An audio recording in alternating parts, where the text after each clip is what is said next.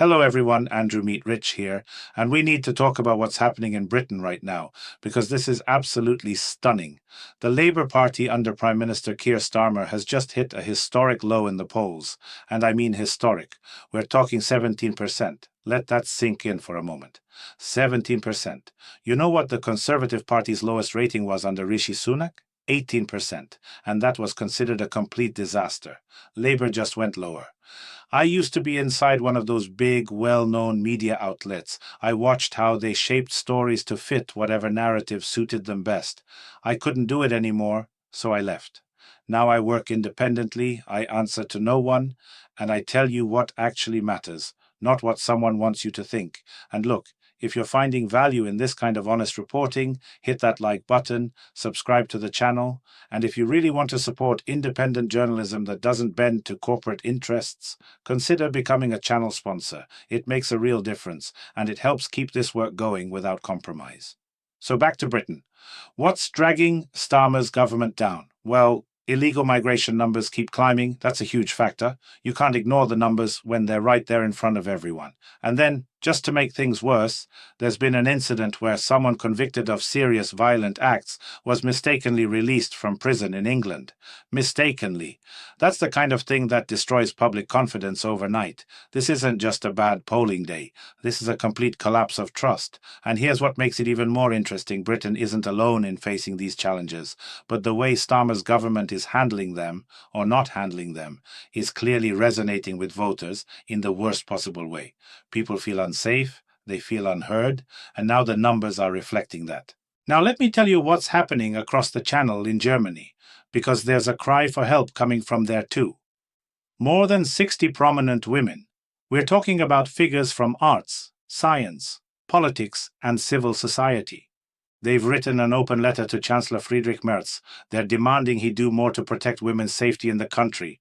These aren't random voices. These are influential people putting their names on the line. What are they asking for? Better lighting and surveillance in public spaces, strengthened oversight, proper funding for women's shelters and safe spaces, and targeted efforts to combat poverty among elderly women. Their message is clear. We want public spaces where everyone feels comfortable, and we want women to be safe both on the streets and at home. Now everyone's waiting to see how Merz responds, whether he'll actually take action or just offer empty words. And if you're still with me, drop a comment below telling me what you think about these safety concerns. Are we seeing a pattern across Europe? Let me know your thoughts. Meanwhile, Germany's facing another crisis. The Federal Minister of Economy just made a loud announcement warning about economic decline. She's calling for massive reforms because Germany, with its current structures, is simply not competitive anymore. High energy prices, excessive bureaucracy, and global tensions are crushing businesses. This is Germany we're talking about, the economic engine of Europe, and it's sputtering. But wait, there's more. German-Chinese relations just hit a new complication.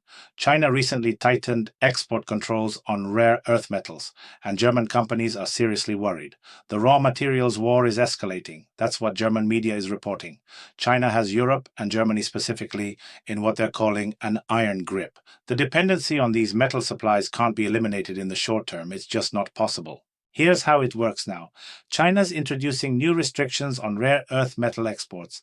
Beijing has ordered companies whose products contain more than 1.1% of certain Chinese raw materials to provide detailed information to Chinese suppliers about their further use. So if a German company wants to export a product made in Germany using Chinese raw materials, starting December 1st of this year, they'll need a license from Beijing. A license from Beijing to export something made in Germany. Companies that don't follow these rules face supply cutoffs, but even those who carefully follow the new rules aren't safe. The export permit comes from China's Ministry of Commerce, and they often delay decisions, possibly intentionally. Europe has no answer to this right now. The European Commission under Ursula von der Leyen is working on a plan, but what worries people most is that China might restrict supplies to European Union military enterprises. That's a direct threat to the defense industry. Stay with me because this connects to something fascinating. The EU leadership, besides their goal of achieving climate neutrality by 2050, is helping Central Asia. They've allocated 12 billion euros for the electrification of the Trans-Caspian transport corridor. That's Kyrgyzstan and Tajikistan we're talking about. The EU is also financing the construction of 2 dams that, according to von der Leyen, will produce enough electricity to supply both countries and even export more. 133 million euros allocated for updating electrical networks in Ethiopia. Just last year alone, and this just became known, EU leadership allocated 31 billion euros for climate protection projects abroad. 31 billion. That's a lot of money going outside Europe while Germany's economy is struggling. But here's where it gets really intriguing. How exactly will the European Commission react to the climate course change from everyone's favorite Uncle Bill? That's Bill Gates, co-founder of Microsoft, billionaire Uncle Bill, who for more than 10 years warned everyone, escalated fears, and scared people that the world was on the brink of unimaginable danger due to rising global temperatures. Everything was ending, remember?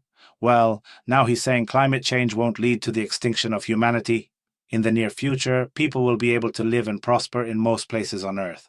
That's Uncle Bill now, calming everyone down, especially those who were ready to protest for the climate and couldn't sleep at night worrying about it. The Bill and Melinda Foundation, which funded projects to dim the sun and redirect its rays beyond the atmosphere, is already making a turn. He even wrote a long post on his blog about this topic. After many years of gloomy pessimism, he stated that people will be able to live and prosper, but this doesn't mean the fight is over. Not at all. Now, according to Uncle Bill, we need to focus on fighting disease and poverty. That's the new direction, so we're watching carefully to see what happens next. It definitely won't be boring, as you can understand. The question is, will von der Leyen and the Commission keep pouring billions into climate projects abroad, or will they follow Gates's pivot? That's something to watch. Meanwhile, Hungary's Foreign Minister Peter Szijjártó just called on Brussels to stop its anti-Israel policy and withdraw proposals that could damage relations with the Jewish state. That's a harsh rebuke toward the European Commission. A little earlier, last month, the European Commission proposed introducing sanctions against Israel that would include partially suspending trade preferences and cancelling benefits when importing Israeli goods into the European community. But the proposal faced criticism from several countries, including Germany and Italy, and wasn't adopted. Now Hungary is reminding everyone and demanding Brussels openly acknowledge its mistakes. They're not being subtle about it. This is the kind of internal division that keeps bubbling up in the EU, and it's not getting resolved. Over in France, while the search continues for the remaining thieves who took jewels from the Louvre, there's been another incident in Marseille. Jewelry worth at least €500,000 was taken from a 90-year-old couple. 2 intruders burst right into the home of this elderly pair. The owner, who's 95 years old, opened the door himself, not suspecting anything wrong. The man thought France hadn't changed, and people still trust each other like before. You have to believe, right? Predictably, the intruders haven't been detained yet. Also, on the second day of the trial concerning online harassment of France's First Lady Brigitte Macron, prosecutors have already requested conditional imprisonment for 10 people involved in this case. They're being held accountable for unacceptable comments on social networks. I touched on this topic yesterday. Unacceptable comments were made toward Brigitte Macron, to put it mildly. Now we're talking about sentences ranging from 3 months to 1 year of imprisonment with suspended execution, and in some cases fines of several thousand euros are possible. We're waiting to see what final sentence they'll hand down. Naturally, after the final sentence is delivered, people in France will stop making any comments toward the French president's spouse. That's basically what was intended. Bring in 10 people, punish them first so others think twice before writing anything. Now let's talk about what's happening in the United States, because the situation there is getting messy. The Senate failed for the 13th time in a row to pass a bill for additional funding to keep the federal government running. The shutdown continues. The forced pause in federal government operations has now lasted 28 days. House Speaker Mike Johnson believes this shutdown could become the longest in history. Treasury Secretary Scott Bessent warned that after November 15th, the Pentagon won't have funds to pay military personnel their salaries.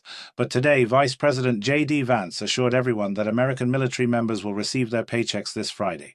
So we're watching how that plays out. 28 days and counting. 13 failed attempts. This isn't just dysfunction. This is a complete breakdown of the legislative process, and the longer it goes, the more damage it does, not just politically but to real people who depend on government services and paychecks.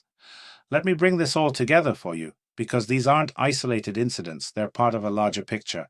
In Britain, Starmer's Labour Party has hit a historic low in polling, 17%, driven down by migration concerns and security failures. In Germany, over 60 prominent women are demanding action on safety, while the economy struggles with energy costs and Chinese control over critical resources through rare earth metals. The EU is pouring billions into climate projects abroad while member states face economic pressure. Bill Gates is pivoting away from climate catastrophism. Hungary is pushing back against EU policy on Israel.